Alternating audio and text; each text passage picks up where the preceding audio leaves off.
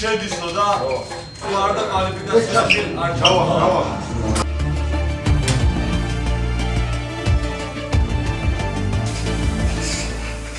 10 წუთში მთავრდება.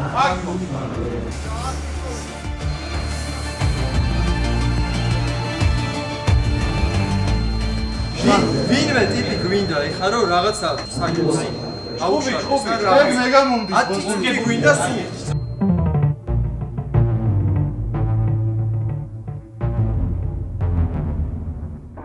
წელს ყველაზე დაძაბული და საინტერესო წელი გვექნება დრიფტში. და ეხლა გეტყვი რატო? აი საქართველოს ისტორიაში თუ ვინმე იყო ყველაზე მაგარი პილოტი, ყველა გამოდის.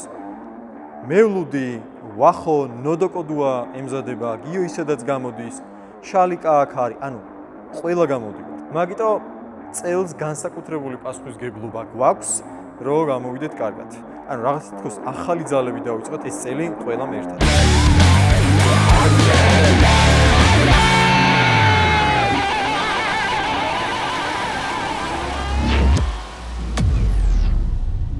ნუ რადგან ერთწლიანი პაუზა მქონდა, თადარიგი დავიჭირე, ნუ იქიდან გამომდინარე ხა ყველამ ხო ვიცით რომ დრიფტში ყველაფერი ფუჭებადია, ანუ კუზაო, ძრავი, რავი, სკამი, რემი, ყველაფერი ფუჭდება აბსოლუტურად და რა თქმა უნდა, ეხლა ძრავი არის ერთ-ერთი მნიშვნელოვანი აგრეგატი და მოდი მეორე ძრავი ავაწყოთ მეთქი, აი ესე თაზად გვერდზე გადავდოთ.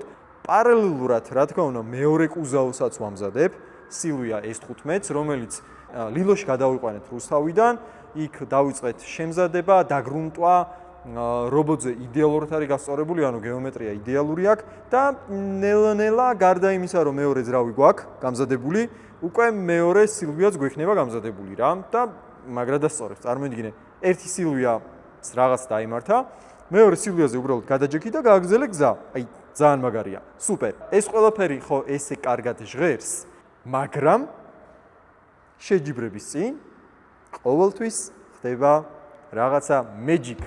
დღეს უნდა იყოს პირველი გასვლა. გასვლა გაგორება. მართლა გასვლა არა. ოღონ არ ვიცით მუშაობს თუ არა პულისა, არ ვიცით მუშაობს თუ არა ხელის მუხრუჭი, არ ვიცით აქ რა ხდება, მაინდა-მაინც ბოლოს კი დადიოდა, მაგრამ ერთხელ დავკოკეთ და იმუშავა. დრავი, ცადოთ. მიდი დაიჭირე. მინუს დავარეთ, მინუს ვერ დავარეთ. არა.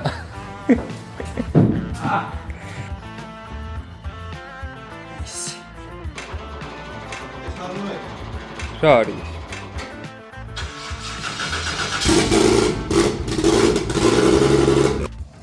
აი რაღაც დაუწერელი კანონია რომ რაც უფრო ადრე დაიწყებ მანქანის გატესტვას, მით უფრო მეტი პრობლემები გეწყება.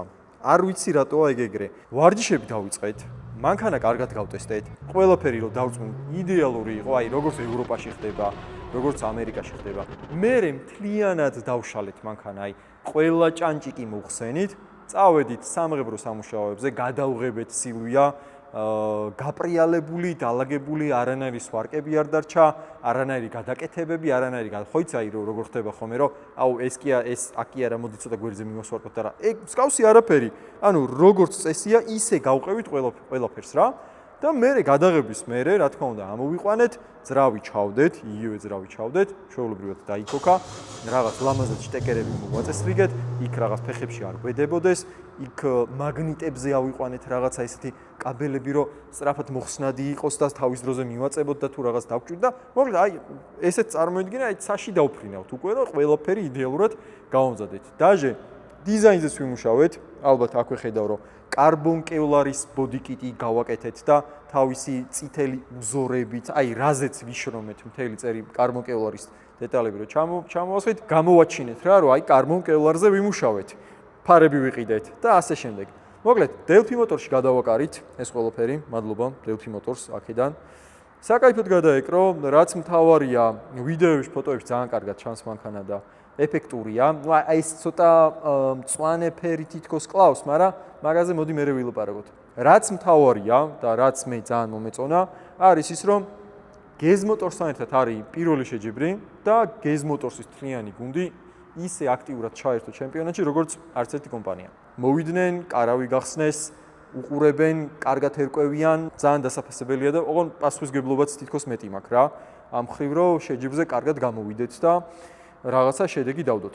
ფიქრობდით რომ მოდი აი ეს ერთი შეჯიბრი იაროს, ეს იყო რომელიც რა ვიცი 2024 წელს რო ჩემპიონატები იარა რა, სწრაფად აწყობილი ძრავი იყო. მოკლედ მუშაობდა და მეთქი ერთი შეჯიბრი იქნება რაღაცნაირად იმუშაოს, რომ მე უკვე ეს მეორე ძრავი რაც გქონდა აწყობილი, იმას ჩავდებთ მეთქი და ჩვეულებრივად გავაგრძელებთ ასპარეზობას რა და პორშინი დაიმტვრა.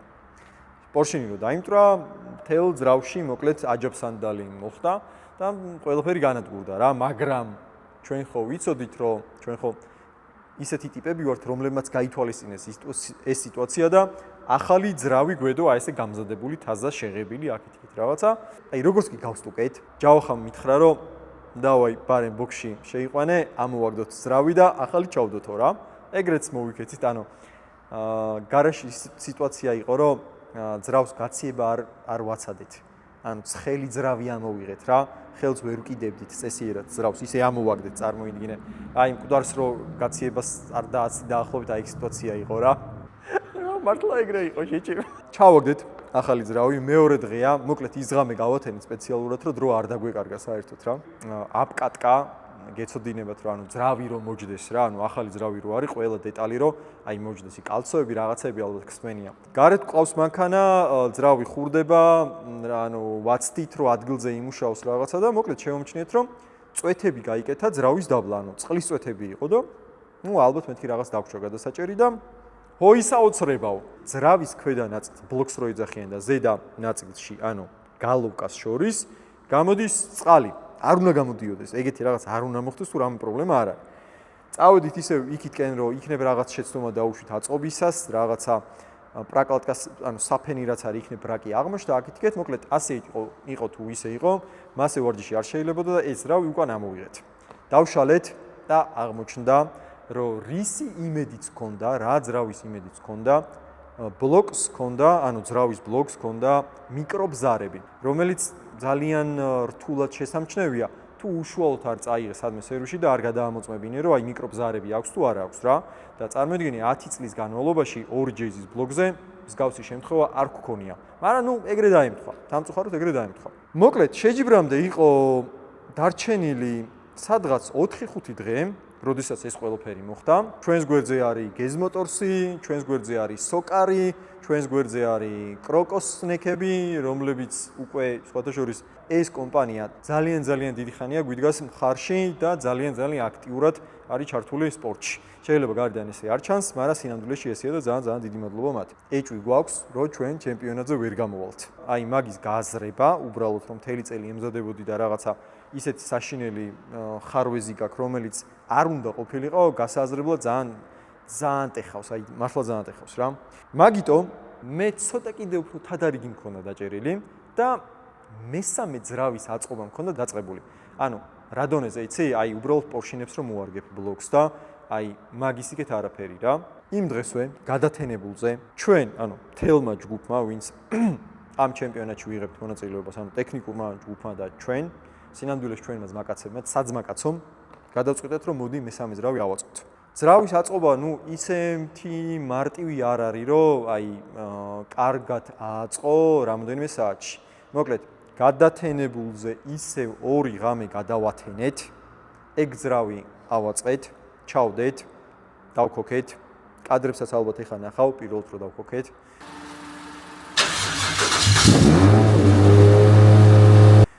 და წავიდა ისევ აპკატკა. ანუ მესამე ძრავის აპკატკა წარმოიდგინე, სადაც უკვე მიკრობზარებსაც დავაკვირდით, ანუ ეს მთელი 10 წლის განმავლობა რაც იყო გავითვალისწინეთ და დავრწმუდით, რომ ეს ძრავი იქნება ის ძრავი, რომელიც გვატარებს შეჯიბრს.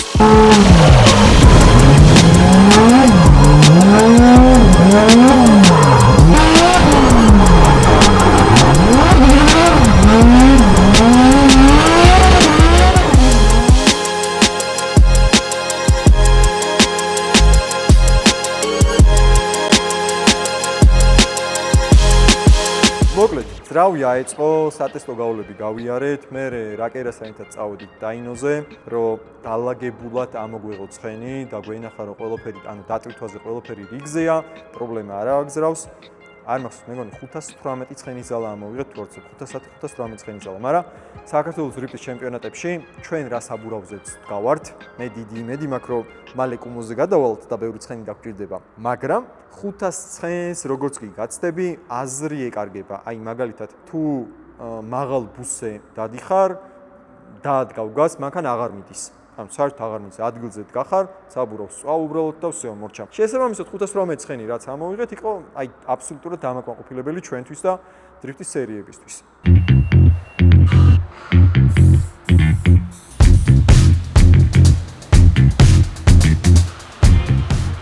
შეჯიბრამდე გეზმოტორში გამოვიარეთ და მოკლედ ლიქვის მოსხავთ, ოღონდ სანამ ჩავასხავთ ჩვენ აუცილებლად უნდა გამოვიყენოთ გამოსარეცხი, საშუალება ლიქვიმოლის პროფესიონალური გამოსარეცხი საშუალებაა, რომელიც თუ კი რამე ძრავში არსებობს ჭუჭყი, ნაგარი და მსგავსი რაღაცები, გვირჩევნია რომ მოვიშოროთ და მერე სუფთად ჩავასხათ ლიქვიმოლი 1060 ხმარობთ ჩვენ ამ შემთხვევაში. დრიფტის დროს ძალიან ხშირია ეგრეთ წოდებული ატლევებს რო ეძახიან, რაზეთის ნაკლებობა არის სინამდვილეში და ამ დროს ძალიან კარგია ძრავისთვის ლიქვიმოლის სერატიკი, რომელიც დამატებით ფენას ქმნის ძრავში, იმისთვის რომ ყველა რკინის დეტალი ერთმანეთს რაც არ უნდა ეხებოდეს, ანუ ზეთის ფენა უნდა იყოს შექმნილი, ეს მაგ თემებს კარგად ალაგებს და რაც მთავარია, ძრავს ჩვენ შემთხვევაში სიცოცხლის გახანგრძლივებაში უწყობს ხელს. მოკლედ, ნელ-ნელა მივხედოთ უკვე ამ ყველაფერს, ფილტრიც აქ არის, შევცვლით ყველაფერს დავალაგებთ და მომიზადებით ნელ-ნელა შეჯიბრისთვის.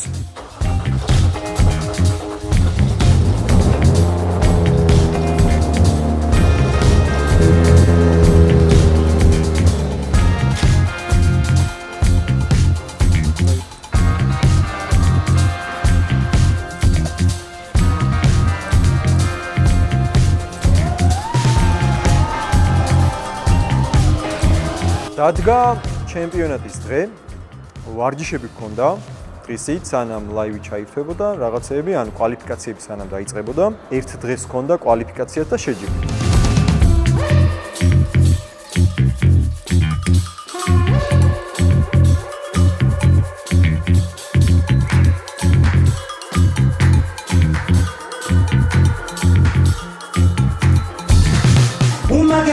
და ერთ-ერთი საუკეთესო, ვისაც კი ოდესმე საქართველოში ავტომობილი მოუწურებია, ალექსანდრე ხეროდინაშვილი მეგობრებო.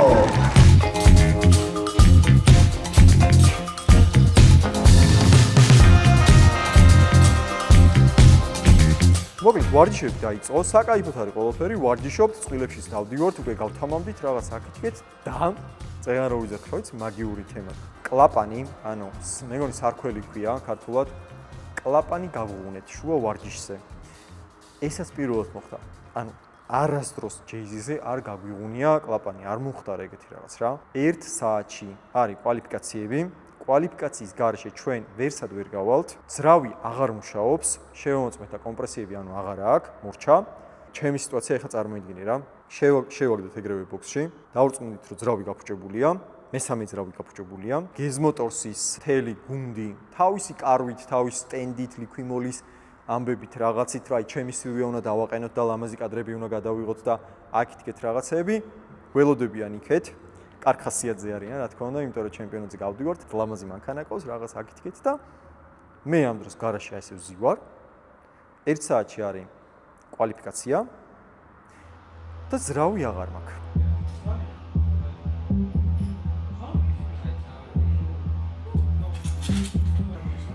ამ კლაპანს სულით აი ეს დამადებინეთ რა.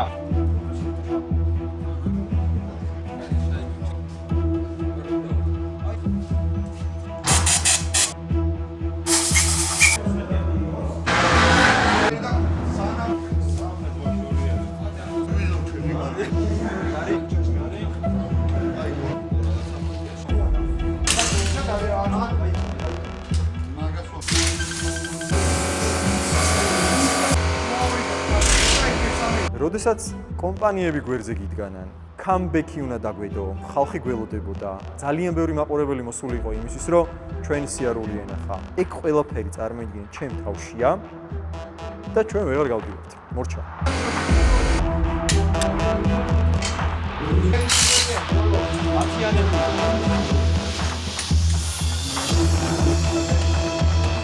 გეზმოტორსთანაც წარმოიდგინე როგორი უხერხო, ეხა ვიცი რომ უყურებენ და რა თქმა უნდა მაგას აღიქვავენ ეხა, მაგრამ ბაზარი არა ხდება, ცხოვრებაში ყველაფერი ხდება, ხო ეხა რა არის ეს, ბევრად უარესი რაღაცები ხდება, მაგრამ რამდენად უხერხულად ხარ შენ, რომ ამხელა პასუხისგებლობა მაყურებლისგან, შენი ფანებისგან, ვისაც მაგრა დევასები მთელი წელი გელოდნენ, არაფერი აღარ არის, всё, მორჩა. 1 საათში მაგ სარქველის, ანუ კლაპნის შეცვლა არის შეუძლებელი. ჩვეულებრივ სტანდარტულ სერვისში რომ მიყავს შენი მანქანა ელოდები, რა 2-3 დღე და ძრავი უნდა დაშალონ, უნდა ამოიღონ, მერე უნდა მოარგონ, აი მთელი ამბავია რა და ეს პროცედურები ხო გავლილი გვაქვს ჩვენ ვიცით და წინასწარ გაქვს წარმოდგენილი რა, აი როგორ აკეთებ მაგ ყველაფერს. შინაგანად რაღაცნაირად ხელი ჩავიქნიე.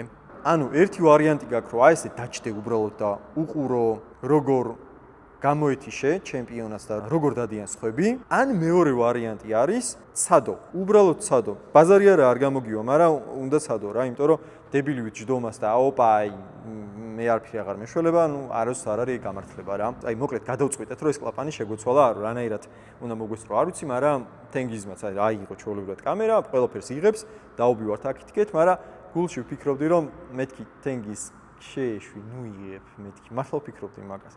ანუ ამ კადრების გამოყენებას არსად აღარ ვაპირებთ მეთქი. ანუ უაზრობაა, ხო ხვდები, ხა ვიდეოს დებ YouTube-ზე, იმის ვიდეოს დებ YouTube-ზე, როგორ ვერ მოასწარი მანქანის აწყობა, აი იმენა, კატასტროფაა რა, ხო ხვდები, არანაირი აზრი არ ქონდა რა. თან ეკლაპანი როგორ იხსნება, აი ვინც არიცით რა. მანქანის მთელი ცხვირი, წინა ცხვირი უნდა დაშალო, მერე ძრავის წინა ცხვირი უნდა დაშალო. ძრავი ორი ნაწილისგან ხო შედგება, უნდა გახსნა. ამ თავაკში რაღაც პრუჟინები და რაღაცები უნდა ამოიღო. ეს კლაპანი უნდა ამოიღო, ახლები უნდა ჩაალაგო, მერე ეს ყველაფერი უნდა აწყო, ახალ პრაკლატკაზე რაღაცა მთელი ამბები დააფარო, ისევ ცხვირი უნდა აწყო და ნახო მუშაობს თუ არ მუშაობს. დიდი შანსი არის ის, რომ მარტო კლაპნის პრობლემა კი არა, ანუ სხვა რაღაცის პრობლემაც იყო რა და არ ემუშავა. ესეთი რაღაცა მარტო დრაგის, ამერიკული დრაგის სერიებში მაქვს ნანახი. კადრებსაც ჩავსვავ ხა სპეციალურად.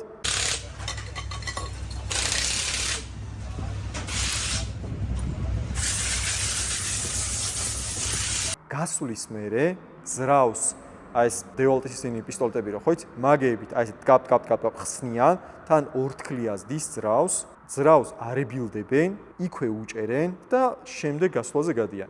ეგეთი რაღაც მე არ მქონდა ნანახი აქ. და ჩვენ მაგას თუ მოახერხებდით, მართლა არ მეკონა, აი გულახდილად ვიძახი, 1 საათში როგორ შევცვალეთ კლაპანი, წარმოდგენა არ მაქვს. მოკლედ, ვასწრებთ, მაგრამ რამოდენიმე წუთი გვაკლდება რა, 10 წუთი გვინდა, რომ ეგ ყველაფერი აი დავალაგოთ, ყველაფერს გადავუჭიროთ რაღაცა და გავიდეთ რა და აღარ გვაქვს ეს 10 წუთი. ანუ დამირეკეს, რომ მარშალი გეძებსო, თუ ეხლა არ გამოცხადდებიო, всё, მორჩა შენი გასვლაო რა, ანუ გადაიდებაო და всё, ჩემპიონატი დაიწყებაო რა, ოფიციალურად დაიწყებაო და სალამი როგორ ჯგუფი შედისო და თუ არ და კვალიფიკაციაში არ ჩავა. 10 წუთში მთავრდება. 13 კვალიფიკაცია რო სამი. არა. ანა მარი არის. რატომ მორჩება? არეგე ხო ვინმე ტიპი გვინდა ეხლა რომ რაღაცა ტვინი საჭიროა. აუშვი, მე გამომდის. 10 წუთი გვინდა სულ. ვინმე შარიანი ტიპი მიხართ. ბენზინი გადაასხმით რა ყველა. აი ეს დაუჭირეთ ვინმე რიალს მო. პრობლემების ფონზე.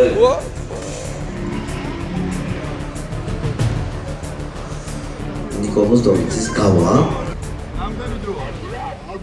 წადაუწერონ ის ყულა, რაც ეკუთვნის მას. აი, გავაკეთოთ ეს, მოვიტოვოთ, დავай, მაგარია. დავай, როზე ეხა იმათა უნდა იკატავოს ხუთმა მანქანა, მორორიგანები. დოვიცის მეორე ყულას გავაკეთებით. დავай, მე რამე საპარატო, აწყო.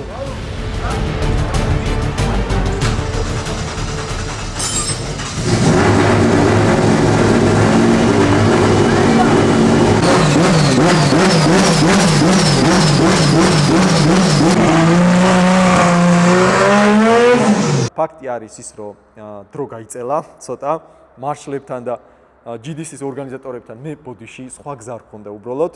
ავაწყეთ ძრავი, მანქანა დაიქოქა, ცოტა ფრუტუნით დაიქოქა მახსოვს, მაგრამ ყოველ შემთხვევაში დადიოდა რა. როგორც კი გავედით, აი მოედნის ხაზთან დავდექი, ველოდები იქ რა, ანუ კვალიფიკაცია ჯერ მიდიოდა და ვიღაცას უნდა ჩაიარა, აღარ მახსოვს რომ მე შევსულიყავი რა და გამახსენდა ეგ ფურთხუნი რა დროს იცის ხოლმე მანქანამ რა. ECU მასტერი გვიყენია, ანუ კომპიუტერი გვიყენია, სადაც თუ ინფორმაცია არ შედის ზრავში რამდენი ჰაერი მოძრაობს, აი ზუსტად ეგრე იწყებ ფურთხონს და კაკრას კაპოტს ავხადე უცბად, დავინახეთ რომ ეგ მილი ქონდა, ერთი ვაკუუმის მილი არის შესაერთებელი რა, შემში კოლექტორში, ეგ შევაერთეთ და დალაგდა. მანქანა საათივით ამუშავდა, ყველაფერი რიგზეა, მეც იმედი მომეცა, რა, მოკლედ რიგზეა რა, დაუბრუნდით ჩემპიონატზე, იქ გეზმოტორსის ხალხი გვიყურებს, ეხლა უნდა გავიაროთ კვალიფიკაცია, რა, მოკლედ შვენივრად არის ყველაფერი, მოვასწარით, გმირები ვართ, აქეთ-იქეთ. ძალიან დიდი მადლობა მართლა ჩემ გუნდს და რეალურად ჩემს მაკაცებს, იმიტომ რომ იმაზე კი არ არის ლაპარაკი, რომ მარტო მე ვერ მოვახერხებდი, არამედ საერთოდ ძალიან რთულია მაგის გაკეთება რომელიმე გუნდისთვის. აი იდეალურად უნდა შეეწყოთ ერთმანეთს ყველა ტიპი, რომ ეგ გამოგივიდეთ. ორი ხელი აწეული მაქვს. ბიჭო, გავედი რა. ერთი-ორჯერ მოვასრიალე, მანქანა ჩაქრა, დავქოქე, უკვე იზმენებს ვიკიდებ, რომ ეს ამდენი შრომა ეხლა წყალში არ ჩაგვეყაროს. ქვემოდან რომ აგივლის, ჩაგივლის და ეს შეგრძნება, რომ აი ოღონდ ეხლა არა, ოღონდ ეხლა გაცადოს სიუიამ, რომ დაასრულო ეს გარბენი და მისი ავტომობილი რომ მოძრაობს უკვე კარგია. ძალიან გვაშინებს ხერო, ისევ ბრუნდება სტარტის ხაზთან ალექსანდრე ხეროდინაშვილი. რა მომენტი იყო, იცი? როდესაც ვახურებდი, სინამდვილეში გაზი მეთიშებოდა, მე კიდევ სინჯერა და მოსრიალების მე გაზი გამეთიშა და მანქანა ქრება, დატვირთვაზე მანქანა ჩაქრა რა და რა ერთ-ერთ მოსრიალებაზე ანუ არ ჩაქრა და მივხვდი რომ გაზს ვადგავ, ანუ გაზი აღარ ფუნქციონირებს რა და ორი ვარიანტია, ერთი რომ კომპიუტერმა გამითიშა გაზი, რაღაცა დაცვა ჩაირთო და მეორე ვერსია არის რომ შტეკერი, ანუ აი დროსელი შტეკერი, რაც შეერთებულია ძრავში, ამოვარდა ან წყალი ჩავიდა და აღარ ანუ ხან მუშაობს, ხან არ მუშაობს. ისევ მაგილას უჭირავს დროშა და უნდა მოიქნიეს რომ უნდა დავსტარტო და მეთქი მოიცა, მე მგონი ცეცხლი მიკიდია რა და გადმოვედი კაპოტს ავხადე ეგრევე, თან ცოტა ისე პანიკურად გავაკეთე რომ მეთქი რა ვიწვი რაღაცა მჭირს მეთქი იქ სტარტის ხაზთან რომ დადგები ხა კაპოტის ახდა და რაღაცების ჩალიში არ შეიძლება წესია ეგეთი და ეგრეც უნდა იყოს რა მაგრამ უბრალოდ სხვა გამოსავალი მე არ მქონდა ანუ ეგ შტეკერი რო არ შემეერთებინა უცბად რა ეს როგორც კი ავხადე შტეკერი შევაერთე მე ოთო მოვიდა რომ რა საკეთებო კაცო არ შეიძლება რაღაცებს გაკეთე თუ ცეცხლი გიკიდიაო და იწვიო ჩვენ ჩავაკრობთო შენ დაჯექიო წყნარათო და დაელოდეო თუ გადიხარ გადიო რა და ეხლა უყურე რა ხდება? გაზი ითიშება თავისით, ხო? ეგ შტეკერი რო მივაწექი და თითქოს თავის ბუდეში ჩაჯდა 50-50-ია. ან მაგისი ბრალია და ივლის მანქანა, ან შუა გასვლაში შეიძლება აი ნებისმიერ დროს გაითიშოს. ტრასაზეც ნახავ რა, მოწყვეტის მერე კუთხეში რო დგები, გაზს რო ჩააფარებ, იმ მოსახვევიდან უნდა გამოგიყვანოს გაზმა რა, ანუ ძალამ უნდა გამოგიყვანოს რომ გააგრძელო. რამოდენიმე მეტრში ბეტონებია დალაგებული და ჩვენი და ბეტონების ურთიერთობა კიდე ჩვენი მაყურებელი ვინც არის ძალიან კარგად იცის. ერთწლიანი პაუზის მერე პირველი გასვლაა და პირველივე ეტაპზე აი ბეტონებზე რო შეჯდე რა მაგრად ტეხავს. ეხლა მიდი და უხსენი მერე ტიპებს რომ აი გაზი გამეთიშა და იცი რა ტექნიკური პრობლემა. რა მნიშვნელობა აქვს? მოკლედ დავსტარტე. მეორეთი სტარტავთ რა, ცოტა მოკლე გადაცემა გვაქვს და მეორე გავწურე და არ გაითიშა. მესამეში გადავაგდე, ფლიპი ვქენით, ანუ ჯერ ერთი, მერე მეორე, ამოვწიე ხელის მუხრუჭი კი არა და მოვქაჩე. დავოდი გაზს და ამუშავდა. ყველაფერი მუშაობს, ეგ მოსახვევი გავიარეთ. ტრასის ნახევარს უკვე ვადუღებთ და ყველაფერი რიგზე ჩანს, მაგრამ კაპოტში არის რაღაცა კვამლი რა, აი როგორი კვამლი იცი რომ ძალიან ბურუსიანი კვამლია რა, რაღაცა მძიმე კვამლი და ეგეთი კვამლი იცის ხოლმე ზოგადად ზეთმა, აი ზეთი რო რაღაცა ცხელს ესხმევა. კაკრას აი ეგეთი კვამლია და მივხვდი რომ უკვე ზეთის კვამლი იყო, მაგრამ დიდი იმედი მქონდა რომ აწყობის მომენტში ან კოლექტორს დაესხა მეთქი, ან ძრავზე იყო დასხმული ან რაღაცა და ეხა ძრავი რო ცხელდება, ეგ კვამლი იქნება და მეთქი ალბათ ჰაერი დაუბერავს აქ. წეღა რომ ვიძახდი მარშალთან რომ ცეცხლი მე მგონი მიკიდია მეთქი. ო, აი ზუსტად მან დამიხდა. შუა გზაზე ვარ და ეს კვამლი, აი ეს ბურუსი და გაიშთა ცეცხლი. ეხლა წარმოვიდგინე, ამდენი რაღაცა გადაიტანე. ანუ წესით უნდა გააჩერო მანქანა რა, ანუ არ შეიძლება ცეცხლიანმა რო იარა, მაგრამ სადაც ამდენი დარღვევა გქონდა, მეთქი მაგის დედა და შუა გზაზე, აი ეს წარმოგიდგენთ სილვაში ზიხარ, ბოლომდე გაზი გაყრილი რო კვამლი დააყენო, რამენაირად გაიარო, თან ეუნები სილვიას რო აი ბოდიში ცოტაც გაძელი გეხოცები. ეგრე დავოფინიშე რა, ცეცხლიანმა დავოფინიშე. იქ მახსოვს რამდენიმე კომენტარის გოსტრაიდერი დაიწერეო და რაღაცა თვალშურს არ არის უდიდია. მოკლედ ფინიშის ხაზი გადავკვეთე, მარჯვენა ფანჯარა ამოღებული ქონდა და ესე ხელს ვიქნევ რა, ესე რა, ვიწვი, ანუ არ ვიცი ეს ცეცხლი, ანუ უფრო გაიზრდება, არ წარმოდგენა არ მაქვს და მარშლებს ვანიშნებ, რომ ესეთ რაღაცას რომ მეთქი, ანუ დამერხა, ანუ რაღაცა ნიტოა რა და იქ ხალხს სავარაუდოდ ეგონა რომ ძალიან მაგარ გასვლას აღნიშნავდი და იქ რაღაც წვენა და რაღაცა მახსოვს რომ რაღაცა და ხალხი ხო რაღაცა აკეთიკეთ და მე კიდე ანუ დავიწვი რა. მოკლედ მივედით, მალევე ჩააქრეს მანქანა, მაგრამ ძალიან გამიხარდა ის რომ დავინახე საიდანაც უშვებდა, ის იყო ტურბოს კვება, ანუ ზეთის კვება არის რა და მაგის სავარაუდოდ მოვარგეთ ხელით და კარგად გადაჭერა დაგვავიწყდა რა და კოლექტორს ესხმეოდა, კოლექტორს რო ესხმეოდა ბურსი გაიკეთა და მე ეგ აალდა რა და საბოლოო ჯამში მივხვდი რომ გავაგრძელებდი ჩემპიონატს, ანუ არ იყო ეგ ისეთი თემა რომ რაღაც ანუ დაიწვა პრაუტკა, დაიწვა ან ტურბო, დაიწვა ან რაღაცა და შარში ვართ რა. მოკლედ კვალიფიკაციაში მე მგონი 66 ქულა ავიღეთ, მაგრამ მაგას იმდენად მნიშვნელობა არ ქონდა, იმიტომ რომ თავარი არის ის, რომ კვალიფიკაცია გავიარეთ, შეჯიბზე გამოდივართ და ნელ-ნელა ლაგდება ყველაფერი. წელს King of Drift-დან რამოდენიმე პილოტი გადმოვიდა და სხვათა შორის არ მეგონა ისე კარგად იარეს, ანუ მართლა საღოლ რა. მე რო პირველად პრო ჩემპიონატში, პრო კლასში მოვხვდი, ბევრად უფრო გამიჭირდა, ვიდრე ამ ბიჭებს და ძალიან მაგარია. რაც მთავარია კიდე საქართველოს დრიფტის ჩემპიონატის მონაწილეების რაოდენობა გაიზარდა, ძალიან კარგია რა, მოკლედ რომ სხვადასხვა ტიპები ერთმანეთს უხვდებით, ერთმანეთს ვებრძვით, სხვადასხვა ხასიათები გვაქვს, სხვადასხვა სპეციფიკა გვაქვს და ასე შემდეგ. ძალიან კარგი კიდე რაც მოხდა ეხლა ამ ჩემპიონატზე, არის ის რომ არსებობს წაგებულთა ბადე, ანუ ლუზერების ბადე რა, სადაც თუ წააგებ, შენ ერთი სიცოცხლე კიდე გეძლება, რომ იბრძოლო. მიხვდი?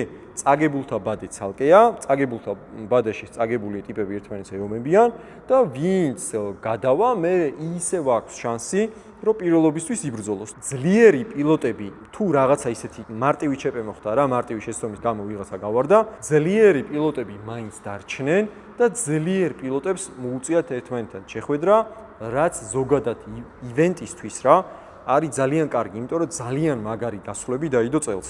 პირველი ჩვენი მოწინააღმდეგე იყო ნუკრის ალია, რომელსაც უკვე გამოსილება საკმაოდ დაუგროვდა, დიდი ხანია ჩემპიონატებში იღებს მონაწილეობას და წელს ალბათ ყველაზე კარგ ფორმაში იყო რა. ვინ იქნება ორი გარბენის ჯამში? ძალიან კარგად იწყებს და ნუკრის ალია თუმცა პირველ ზონას ცოტა არც და როგორც დავინახეთ, ბოლო ზონას კარგად გადის უკვე ნუკრი და იქவே ალექსანდრე ხეროდინდაშვილი. დავხედავთ რომ გვაქვს მეორე სტარტი აქ ალექსანდრე ხეროდინაშვილსა და ნუკრის ალიას შორის ძალიან მაღალი ტემპი აქვს.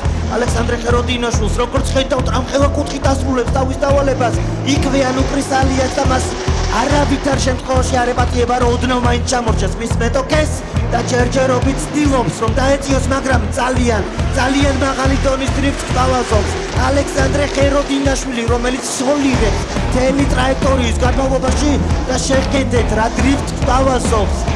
ნამდვილი გენიოსია ალექსანდრე ხეროდინაშვილი, რა თქმა უნდა ბრწყინვალე დრიფტერია. ნუკრის ალიაც ერო კილოცო დაბრუნება. ალექსანდრე ხეროდინაშვილი დაბრუნების თანახმად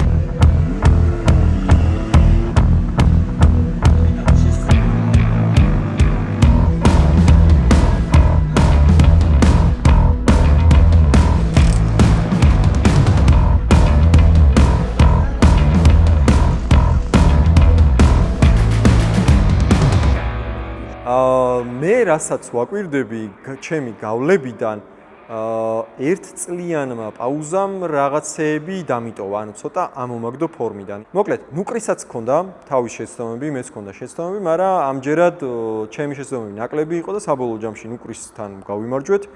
გადავედით შემდეგ ეტაპზე. მერე შემდეგი ჩვენი მოწინააღმდეგე იყო გიორგი კოდუა. გიო, ჩემი აზრით, წელს არის ყველაზე მაგარ ფორმაში თუ ოდესმე ყოფილა. მანქანა ძალიან კარგი გამოუვიდა, ძალიან სწრაფია, ანუ დაჟე თვალითაც ვარჯიშებზე ვატყობდი, რომ მანქანა ძალიან სწრაფად არის. მართლა ძალიან სწრაფი არა. გიოს აქვს ძალიან დიდი პლუსი ის, რომ შარშანდელი ჩემპიონატი იარა სრულად, King of Drifts-ს აქტიურად დადის და მომზადების კუთხით ჩვენზე მაღლა იდგა. კონცენტრირებულია. ძალიან მოინატრა დრიფტი და სწორედ ამიტომ ის აქ არის, ნახოთ რაც იზამს. გიორგი კოდუას წინააღმდეგ რა საოცარი სტარტი გვაქვს. ტემპი საოცრად მაღალია აქ. ალექსანდრე ხეროდინაშვილს პირველი ზონა შესანიშნავად შეასრულა. ალექსანდრე მიყვება მას. გიორგი კოდუა სიმღერს რომ იყოს ძალიან ახლოს და არის კიდევაც დამთავარია დიდ ყვამლში არ დაიკარგოს აქ გადაწყობისას ცოტა ჩამორჩა გიორგი კოდუა, მაგრამ მომენტალურად ეს ჩამორჩენა აქ მოხდა ბოლო ეპიზოდი ამ გარბენის და ფინიში გვაქვს ასწაული. ბევრად სტაბილური იყო, ვიდრე მე ვიყავი და გიორგისთან დავმარცხდით, მოკლედ. აი, ზუსტად ამ მომენტში არის, რომ წაგებულთა ბადეში გადადიხარ. მე იქ მეგონი ერთი ბაირანი მოგვიწია, რომელსაც არ ჩავსვავ, იმიტომ რომ მარტო გავიარეთ უბრალოდ და არაფერი საინტერესო მანდ არ იყო. წაგებულთა ბადეში მოგვიწია ისევ ნუკრისთან, შეხვედრა. და გამარჯვებულის ვინაობა გახდა ცნობილი ალექსანდრე ხეროდინაშვილი. მოკლედ, ნუკრისთან ისევ გავიმარჯვეთ და ჩვენი შემდეგი მეტოქე უკვე იყო ილია ბერიძე. ილია ბერიძე არის გადმოსული King of Drift-დან. საერთოდ არ არის ის კონკურენტი, ვისთანაც მაქსიმალური არ უნდა დავდოთ. მით უმეტეს, რომ ჩვენ ერთი წელი გვაქვს ჩავარდნილი. ყველა მრბოლელს ყავს თავის სპოტერი, რომელიც კარნახობს ვინმე მრბოლელთან რა უნდა გააკეთოს, რა ხარვეზები აქვს და ასე შემდეგ და მახსოვს, რომ ილია ბერიძეზე მითხრა სპოტერმა, რომ ხაზებში ძალიან კარგად დადის, სტაბილურია და მაქსიმალურს უნდა ეცადო. იმიტომ რომ სხვანაირად გამოვარდებით ფიზიკურად. ბერიძესთან მე რაც მახსოვს ჩემი პრობლემა რაც იყო რა, რაღაცა მომენტებში ხმარობდი ზედმეტ ტორმუსს. ანუ ძალიან ცუდად ჩანდა ეს, მე თვითონ ძალიან ცუდად მომხვდა თვალში, მაგრამ ბერიძეს თავის პრობლემები ჰქონდა. ნუ ვერ იარა ის იმდენად კარგად, როგორც წინა გასვლები ჰქონდა რა, იმიტომ რომ წინა გასვლებზე იმენ ხაზებზე იდეალურად დადიოდა. საბოლოო ჯამში ილიასთან გადავედით და გადავედით უკვე მოქმედ ჩემპიონთან გრიგალასთან. გრიგალაც ძალიან მაგარ ფორმაშია, 2025 წლის ჩემპიონატი გრიგალას აქვს მოგებული. აქაც რა თქმა უნდა ვაბანკზე უნდა წავსულიყავით. გრიგალამ გრიგალივით გაიარა, მოკლედ ძალიან მაგრად იარა. მე მქონდა ისეთი შეცდომები, რომელიც უკვე ტოპ 8-ში აღარ გეპატიება. ვარჯიში დაგვაკლდა ამ ძრავების გადამკიდე, ანუ უკეთესად უნდა გვევარჯიშა და ეს ჩეპეები რაც მოგიყევი რომ არ გქონოდა, კიდე უკეთესად ვივლიდით. მაგრამ ასეა თუ ისეა, გრიგალასთან ჩვენ დავმარცხდით. გრიგალას ულოცავ ჩემპიონობას აქედან. თლიანობაში ყველამ ძალიან კარგად იარეს. ჩემპიონატი ძალიან მაგარი გამოვიდა და მეოთხე ან მეხუთეზე გავედით მოკლედ რა. ეს წაგებულთა ბადე ცოტა ისე იყო დაალაგებული, რომ მრბოლელები კარგად ვერ ვარკვევდით და შევკვირდნენ, რომ შემდეგ ჩემპიონატზე კარგად იქნება დაალაგებული, ანუ ელექტრონული ვერსია იქნება. უკვე სადაც მარტივად მივხვდებით, ვინ სად გადის, ვინ ვის ხვდება და ასე შემდეგ. თლიანობაში რო უყურე ჩემ გავლებს, რაც მოგიყევი, მქონდა ისეთი შეცდომები, რომელიც არ უნდა მქონოდა. იყო მომენტები, როდესაც ვფიქრობდი, რა უნდა გამეკეთებინა. ეგ გარედანაც ძალიან კარგად ჩანს. მანქანა რაღაცა კუთხეზე ჩერდება და მე უცბად აგდებს კუთხეს. აი, რაღაცა ისეთი ხარვეზებია, რომელიც აქამდე არ მქონდა ხოლმე. მე მგონი 14 ივნისს არის, ივნისის დასაწყისშია მოკლედ შემდეგი ჩემპიონატი და ჩვენ ეხლავე უნდა დავიწყოთ მაგისთვის მზადება რა. გივი ხოძე ყავს, ბიბილეიშვილი, ტრეკზე არის, საბურავი ბევრი გვაქვს. მანქანაც ორივე ხოძეა. ჩვენ კიდე ერთი ძრავის აწყობასაც დავიწყებთ ყოველ შემთხვევისთვის, იმიტომ რომ ეშმაკს არ ძინავს. ამ ერთი წლის განმავლობაში რამოდენიმე სანდო კომპანია დაგვიდგა მხარში და მადლობა მინდა გადაუხადო გეზ მოტორს, იმიტომ რომ დრიფტის მიმართულებით ყველაზე მეტად არიან ჩართულები. სოკარს, რომელიც უკვე წელიწადზე მეტია მხარში გვიდგას და მათ გარეშე ფაქტიურად არაფერი არ გამოვიდოდა. კროკოს სნექებს, რომელზეც წეღან ვისაუბრეთ, რომ ვითომ ხო აი სნექებია, სნექები რა არის და შოკოლადის სნექებზე ვლაპარაკობთ ხოლმე, მაგრამ სინამდვილეში ძალიან დიდი მხარდაჭერა აქვთ და ძალიან უყვართ რიფტის მიმართულება და ძალიან ხარში გვიდგანან. ასევე, რა თქმა უნდა, ლუქსაუტოში გეცოდინებათ ჩვენ, ავაწყეთ ჩვენი M3 Jaguar-ი, Supra და ასევე მხარში გვიდგანან და ძალიან დიდი მადლობა მათ. მოკლედ, ჩვენ შევხვდებით YouTube-ზე შემდეგ სერიაში, მაგრამ ასევე არ გამოგჩეთ ივნისის დასაწყისშია შემდეგი ჩემპიონატის უბრალოდ მეორე ეტაპი, შემდეგ ჩემპიონატზე და რა თქმა უნდა, იქაც გელოდებით. აბდროებით.